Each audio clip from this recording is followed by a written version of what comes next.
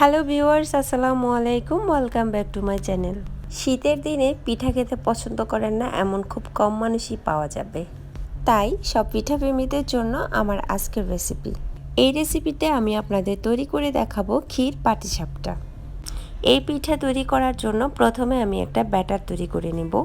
চলুন তবে দেখে আসি। এর জন্য এখানে আমি দিয়ে দিয়েছি প্রথমে 2 কাপ চালের গুঁড়ো, হাফ কাপ ময়দা, স্বাদ মতো লবণ, 1 কাপ চিনি। এই পর্যায়ে আমি এখানে পানি অ্যাড করে দিচ্ছি।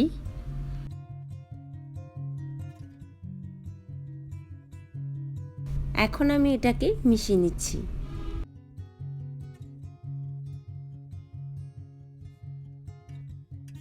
সবগুলো পানি একসাথে দিব না, একটু একটু করে দিব আর এভাবে মিশাতে থাকবো। এই ব্যাটারটা তৈরি করতে আমার এখানে প্রায় 2 কাপের মতো পানি লেগেছে। মিশানো হয়ে গেছে। দেখুন, এই পিঠাটা তৈরি করার জন্য ব্যাটারটা ঠিক এরকমই হবে, খুব বেশি পাতলাও হবে না আবার খুব বেশি ঘনও হবে না। এবার এটাকে সাইডে রেখে চুলায় চলে যাচ্ছি। চুলায় একটা ফ্রাই প্যান বসিয়ে তার মধ্যে হাফ লিটারের মতো দুধ দিয়ে দিচ্ছি। এখান থেকে কিছুটা দুধ একটা পেয়ালায় তুলে নিচ্ছি। এবার আমি দুধটাকে ঘন করে নেওয়ার জন্য এভাবে নাড়তে থাকবো, যাতে করে দুধটা উতলে পড়ে না যায়। দুধটা অনেকটা ঘন হয়ে আসছে। এখন দিয়ে দিচ্ছি 1 কাপ চিনি।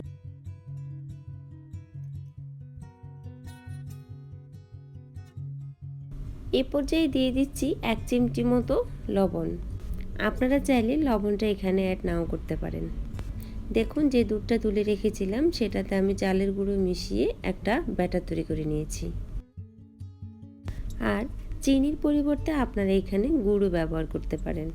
তবে পাটিসাপটার ভিতরে পুরটাকে যদি সাদা রাখতে চান তাহলে অবশ্যই চিনি ব্যবহার করবেন। এখন আমি দুধের মধ্যে এই ব্যাটারটাকে অল্প অল্প করে দিব আর এভাবে মিশাতে থাকবো।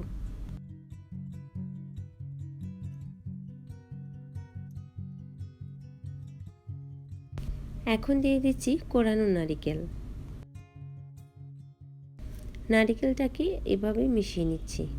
পিঠার ভিতরে পুরটাকে এমনভাবে তৈরি করতে হবে যাতে খুব বেশি ঘনও না হয়ে যায় আবার খুব বেশি পাতলাও না হয়ে যায়। খুব বেশি ঘন করে ফেললে এর টেস্ট নষ্ট হয়ে যাবে। তলানিতে যাতে লেগে না যায় সেই জন্য এভাবে কন্টিনিউয়াসলি নাড়তে থাকতে হবে। দেখতেই পাচ্ছেন ভিতরে পুরটা তৈরি হয়ে গেছে। এখন আমি এটাকে নামিয়ে নেব। পিঠাগুলো তৈরি করার জন্য চুলায় একটা ফ্রাই প্যান বসিয়ে নিয়েছি আর হালকা করে টিস্যুর সাহায্যে তেল মুছে নিয়েছি। এবার এর মধ্যে 1 কাপ করে ব্যাটার দিচ্ছি আর এভাবে ঘুরিয়ে বড় করে নিচ্ছি।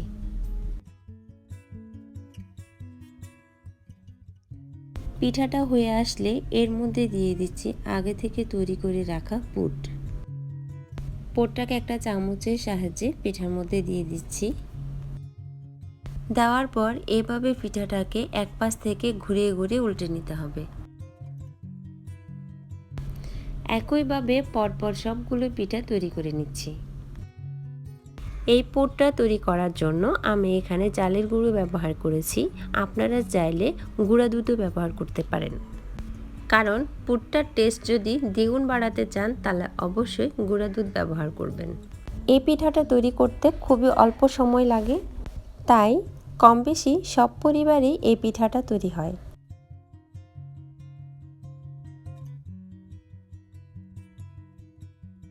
এভাবে করে আমি আমার সবগুলো পাটিসাপটা তৈরি করে নিয়েছি।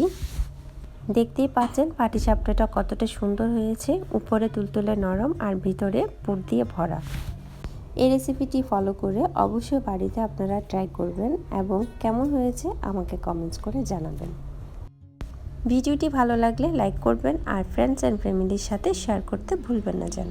এতক্ষণ সময় নিয়ে ভিডিওটি দেখার জন্য সবাইকে ধন্যবাদ জানিয়ে আজকের মতো এখানে বিদায় নিচ্ছি। আল্লাহ হাফিজ।